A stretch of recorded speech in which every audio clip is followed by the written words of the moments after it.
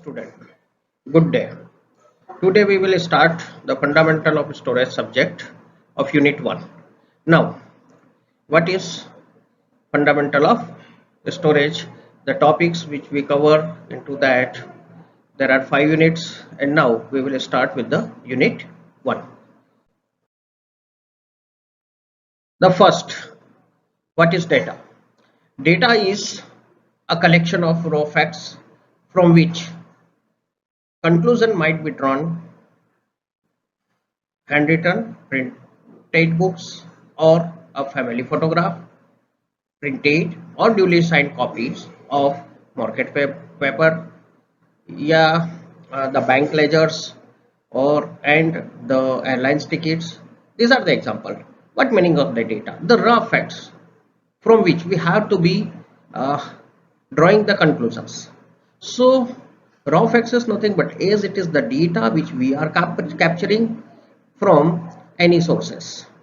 That sources may be of anything, just like you have to writing a data letter, that is if you are having a printed book, that is family photograph, that is, or it may be the printed or duly signed copies of the mortgage papers, it may be a bank ledgers, it may be of anything. These are some examples. So before the advent of the computers, the method we are adopting for data creations and sharing were very limited to the fewer forms, such like the paper and the films.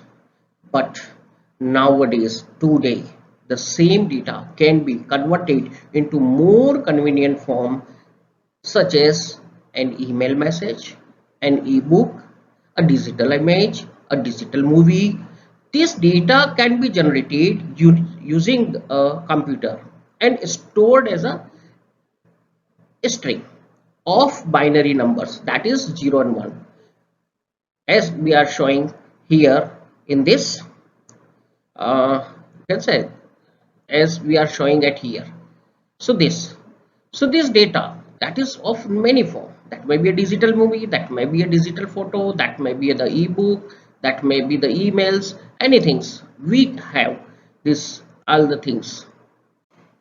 Okay, now other than that, this data is always in the because of computer, that is of the binary format, so it's stored in a binary numbers. Okay, data in the form is called the digital data. The data which are to be stored in binary numbers, they are called the digital data, and it accessible by the user only after the com, computer processes it. Now, with the advancement of the computer and communication technologies, the rate of data generation and sharing has increased exponentially. Means the data are to be generated in a large amount or in a huge amount. So there are some list of some factors that have contributed to the growth of digital data, and that is the factors which we are considering for the growth of the digital data. So that they are the increasing in data processing capabilities, the first one. Second one is the lower cost of digital storage, the affordable and faster communication, the polarization of application and smart devices. What are these? So first, increasing in data processing capabilities. In the modern computer, provide a significant increase in processing and storage capabilities. And this enables the conversion of various types of content and media from conventional form to digital form. So the lower, and another second factor is lower cost of digital storage. The technology, the technological advancement and the decrease in the cost of storage devices have provided low cost storage solutions, and these cost benefits has increased the rate of which the digital data is generated and stored. The next one is affordable and faster communication technology. The rate of sharing digital data is now much faster than the traditional approaches. So a handwritten letter might be take a week to reach its destination, whereas a typical text only a few seconds for an email message to reach its recipients. The next one is proliferation of applications and smart devices. The smartphone, tablets, or the newer digital devices, along with the smart applications, have the significant contribution uh, to the generation of digital content.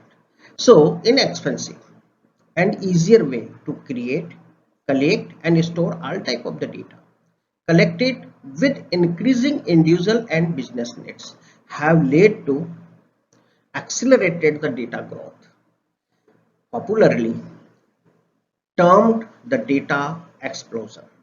So both individuals and businesses have contributed in various proportions to this data explosion. So the importance of the value of data vary with time.